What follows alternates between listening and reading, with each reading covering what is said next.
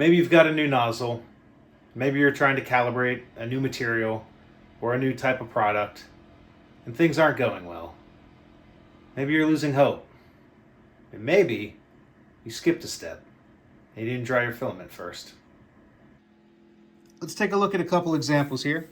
We've got PET-G sample, same G-code file. Wet filament was out for a few weeks, maybe even a couple months, I don't even know. And this one was dried overnight properly. Same material, Polymaker PET-G, and you can see just how many issues you've got beyond the clarity. You got all your bubbles that are ruining your clarity, but every time it rounds those corners, you can just see it's just not nice. Another one common in O&P is going to be TPU. Now, not the best print. This is just a little quick first step calibration I do to find flow rates and things before I go to anything bigger so I don't waste too much material.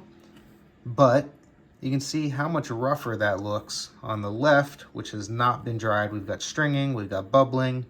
So you're not going to get a good look at what's going on and what might need to be addressed and fixed if you're trying to do your printing or especially your calibration first with wet material.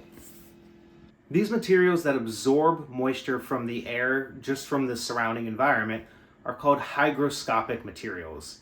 And as they get that water that absorbs into the material and then you pass it through the heated nozzle, it actually bubbles off and boils off that moisture.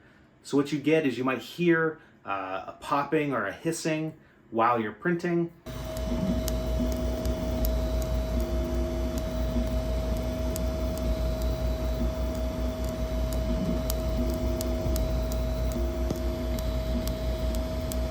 You're going to see these bubbles on the surface, but you're also getting those defects between your layers. So your strength and your adhesion is going to be affected, not just your clarity and your surface quality.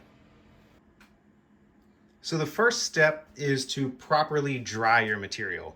Now, a lot of them are going to come packed in a vacuum bag with desiccant, but you can't just assume that a material is going to be dry when you get it. This here, the Soval box, this is an active drying box. You can turn it on, press M, select your temperature, press it again, select your time to dry it for, and then when you hit it a third time, you'll see work, and that means it's running. So that'll actively dry it, and then this is a sealed box. So after it's dry, close it up, make sure those are sealed, pull out the plug on the back and seal that, and you can store your material in there. And if you have desiccant packs, you can even put those in too for a little extra security that you're going to keep that material dry. The poly box here, you can hear when we lift this off and then push it back, it's a well-sealed box. Again, you have some ports on top, which you can put a Teflon tube, a PTFE tube coming out of there, and that'll help you as you actually print out of this box. It'll give you a nice curvature so you're not pulling your material across those edges. But inside, you're gonna see under here, you've got desiccant packs. So I know from the reading on mine at 57% humidity, I have not had this box well sealed. These are probably wet, so I would need to dry these out. We want to keep that, I believe, under probably 20%. You know, if you can get down to around 10, that's going to be better.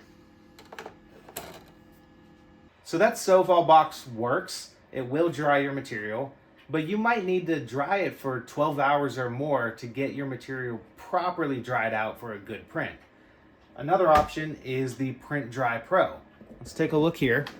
If you are running a business or you just want something more efficient, this might be the way to go. So I've got this set up for 2 spools on top,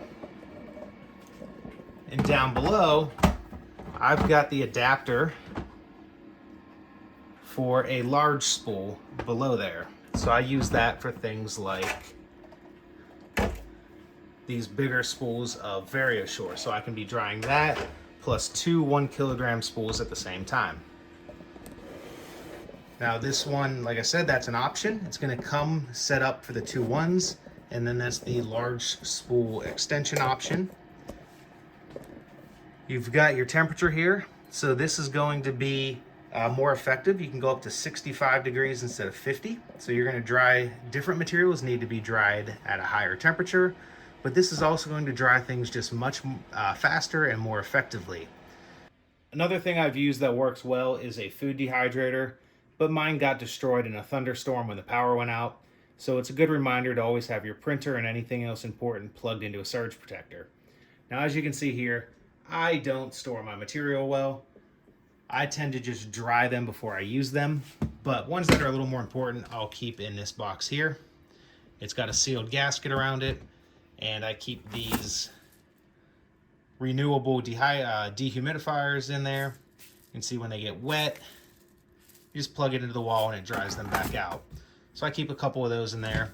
I've also used Tupperware in the past with rechargeable desiccant bags that you can buy. Very similar to the ones in here, just smaller, and I'll keep those around. But a lot of times I just keep material in my Stovall box too, and then I'll give it an hour or two of drying before I go to use it. A couple general tips for using your filament. It's probably best to use your spool holder if you can. Your material is going to come directly off of that and feed straight into your extruder, and it's really set up in a nice position that you're not going to get too much tension pulling across there. Now, you might need to print out of your dry box with things like nylon, like we talked about. If you have to do that, you want to get this set up in a way, if you can, where you're going to have maybe a PTFE tube coming out of this and running over. And you just don't want your material getting pulled across corners or having too much friction, because that's going to mess up your extrusion. So if you can set this up somewhere else and have it pulled down similar to the spool holder, that's going to be best. Another thing, when you are getting ready to feed your material in, it's important to cut that material on a 45-degree angle.